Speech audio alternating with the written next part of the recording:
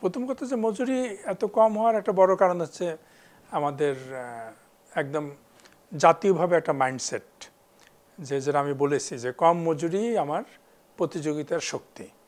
এটা ধরে নেওয়া হয়েছে, কে ধরছে? কোনো গবেষণা রিপোর্টের মাধ্যমে না, ধরে নেওয়া হয়েছে। এক। দুই হচ্ছে এই মজুরি নির্ধারণের কোনো মানদণ্ড নেই। আপনি যদি ধরেন যে 42টা সেক্টরে আছে, এই 42টা সেক্টরেও মজুরি নির্ধারণ যে ন্যূনতম মজুরি বোর্ড করে তাদেরও নিজস্ব কোনো মানদণ্ড নেই। সে মালিকের কাছ থেকে একটা প্রস্তাব নেয়, শ্রমিকের কাছ থেকে একটা প্রস্তাব নেয়, নিয়ে সেটা নিয়ে আলোচনা করে করে করে করে শেষ পর্যন্ত এটা একটা রাজনৈতিক বিবেচনার বিষয় চলে আসে, একটা সমঝোতার ব্যাপার চলে আসে, তারপরে মজুরি নির্ধারিত হয়। আমরা বলেছি যে মজুরি নিম্নতম মজুরি বোর্ডের, যেটা আমরা স্থায়ী মজুরি কমিশনের কথা বলেছি, তার একটা আপনার নিজস্ব গবেষণা থাকতে হবে এবং সে বিভিন্ন সরকারি সংস্থা থেকেই, সরকারি সংস্থা থেকেই সে তথ্য উপাত্ত জোগাড় করে একটা মানদণ্ড তৈরি করবে। এই মানদণ্ড না থাকার হচ্ছে সবচেয়ে বড় কারণ মজুরি কম থাকার। প্রথমত মাইন্ডসেট আছে, আর এখানে লিভিং ওয়েজ একটা মানদণ্ড, এটা কিন্তু একদম হুবহু যে কোনো দেশে আপনার বাস্তবায়ন হবে বা হচ্ছে ব্যাপারটা এরকম না। ওখানে আইএলও কিছু আপনার উপাদান দিয়েছে, যে উপাদানগুলো বিবেচনা করতে হয়।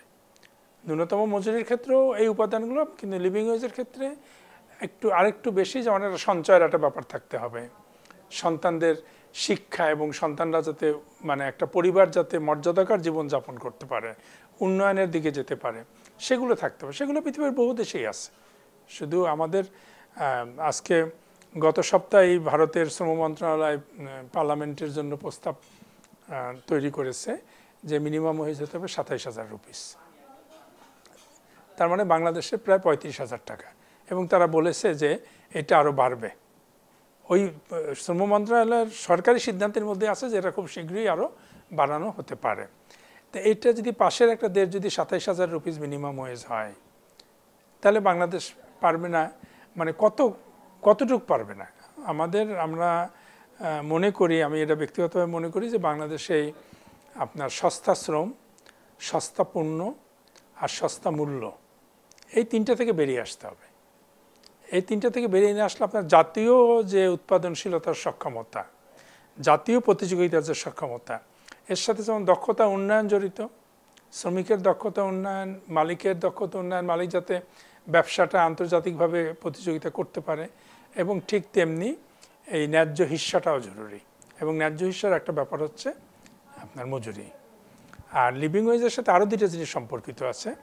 আপনি যদি বিআইডিএসের তথ্যগুলোই দেখেন 2024-23-এর, তাহলে দেখবেন যে আয় বৈষম্য হচ্ছে একটা সবচেয়ে বড় সমস্যা বাংলাদেশের। এবং এই যে জুলাইয়ের যে আপনার অভ্যুত্থান, রক্তক্ষয়ী অভ্যুত্থান, এখানে কিন্তু যদিও কোটার ক্ষেত্রে বৈষম্য নিয়ে শুরু হয়েছে, কিন্তু মানুষের পার্টিসিপেশনের কিন্তু একটা বড় অংশ ছিল গণতান্ত্রিক আকাঙ্ক্ষা এবং বৈষম্য বঞ্চনার একটা বড় ব্যাপার ছিল। তো সেখানে আয় বৈষম্য যদি না কমানো যায়, তাহলে তো এই আকাঙ্ক্ষার বাস্তবায়ন করা যাবে না। আর আয় বৈষম্য কীভাবে করবে? মানুষ তো টাকা নিয়ে আরেক দিয়ে দিতে পারবে না। আয় বৈষম্য করার একটা বড়ই হচ্ছে যে মজুরিটা এমনভাবে দেওয়া যেন লভ্যাংশের একটা অংশ যেন মানুষ পায়।